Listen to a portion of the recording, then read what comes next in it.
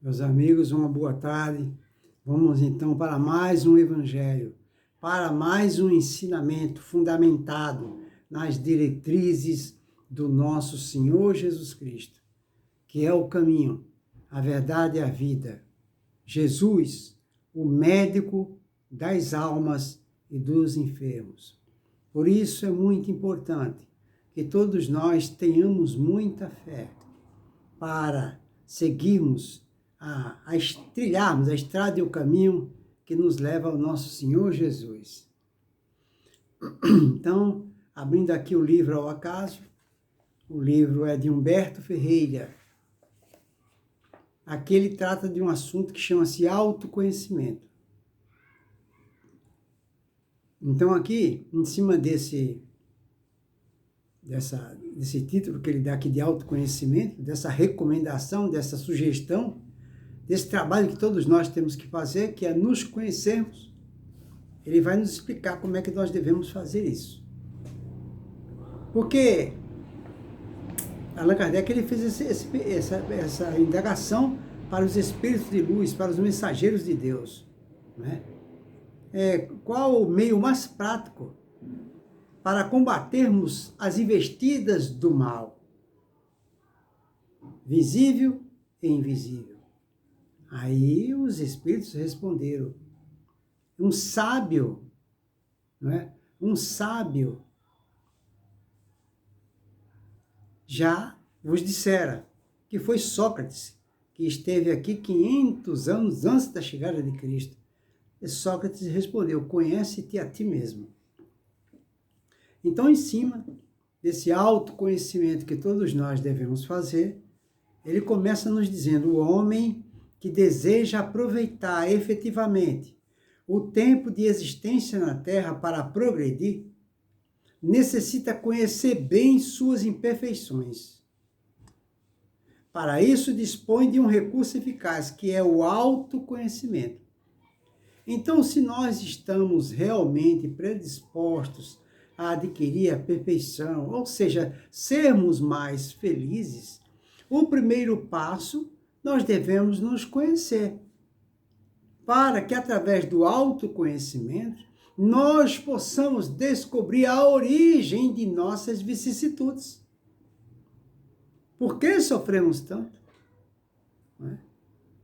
Aí ele continua, após identificá-las, então após nós identificarmos as nossas imperfeições, deve seguir o próximo passo, que consiste em combatê-las ao mesmo tempo em desenvolver virtudes.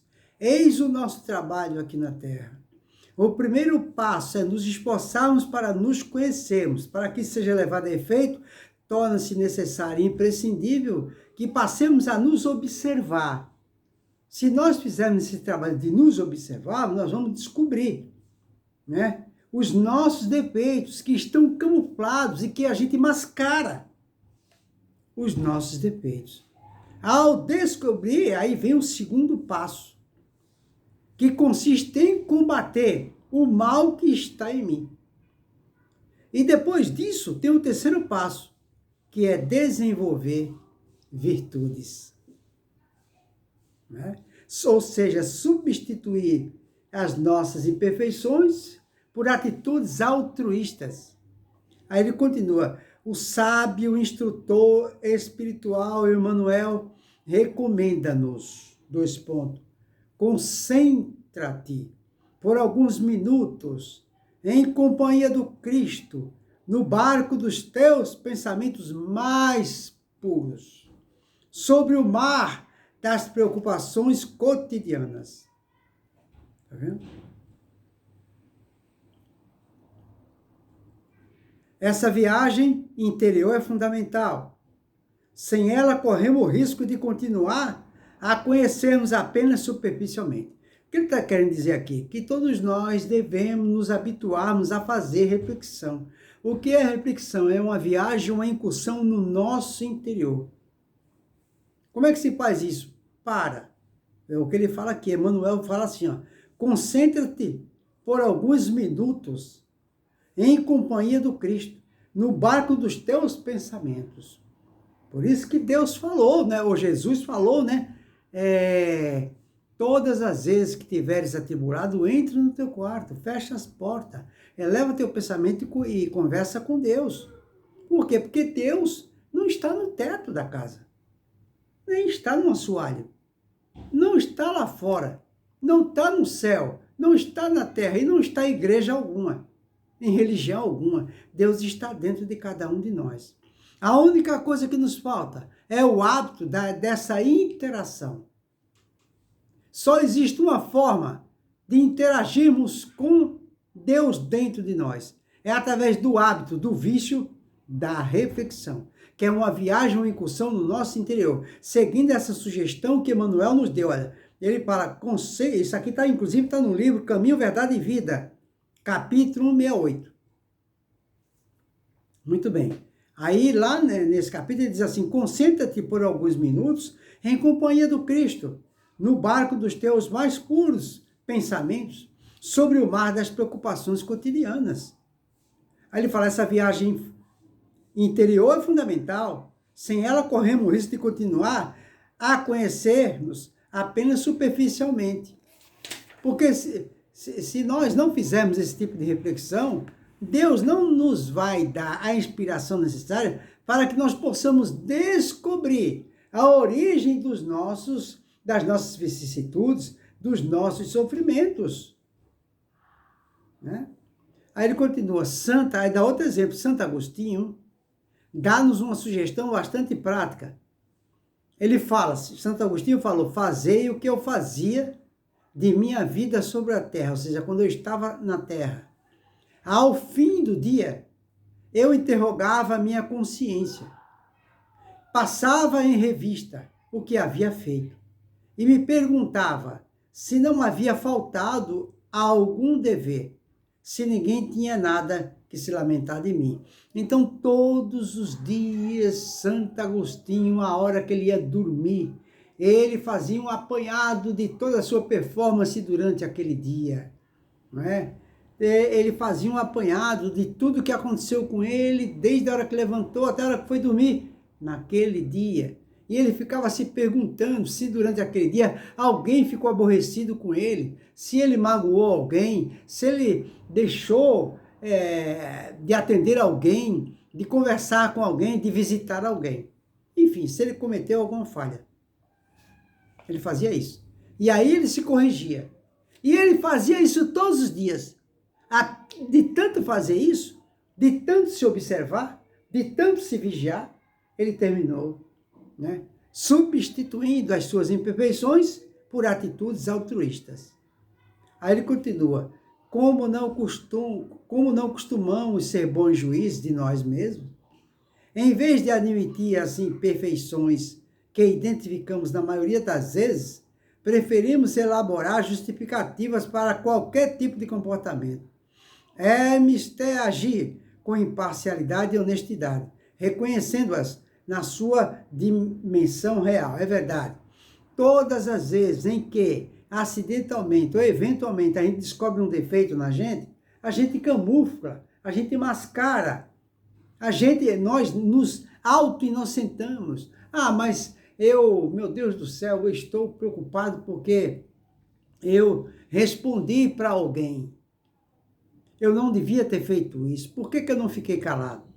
A gente aí dá, não é, o sentimento de culpa falar mais alto.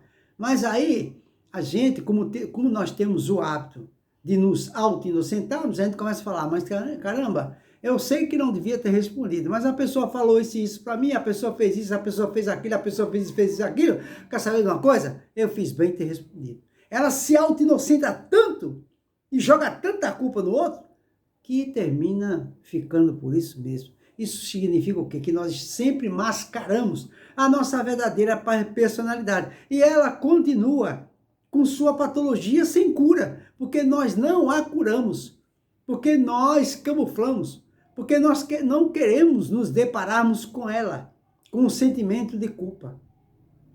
Aí ele continua, para sermos bem-sucedidos na pesquisa das próprias imperfeições, é essencial verificarmos se prevalecem em nós tendências de ver quase só o lado negativo dos seres humanos e dos acontecimentos, comentar o mal, julgar os outros e apontar-lhes os erros, falar sem pensar antes, não é? Conversar excessivamente e opinar.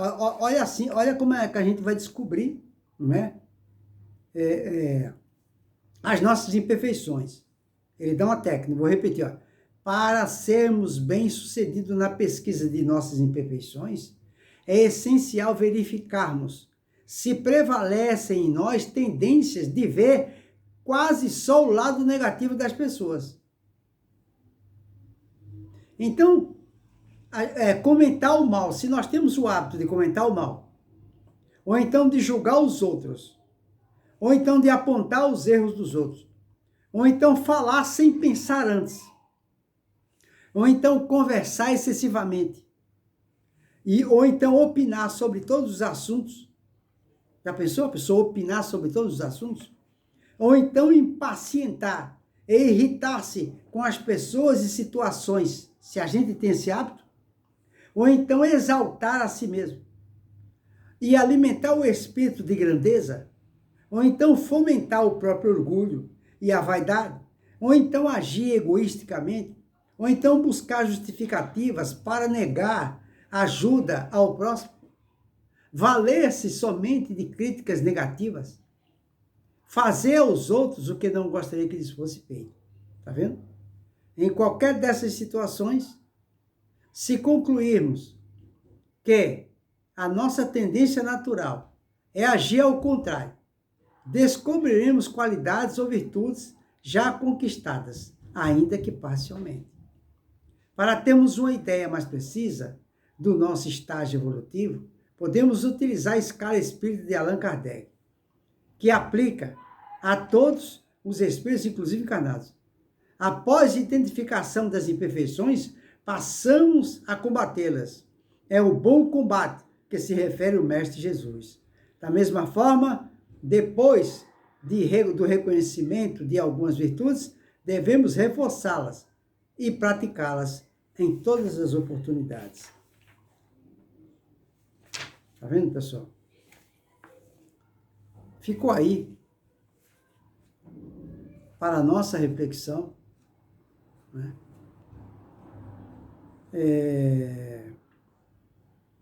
Esse ensinamento maravilhoso, né? Que fala sobre o autoconhecimento, né? O autoconhecimento. O autoconhecimento.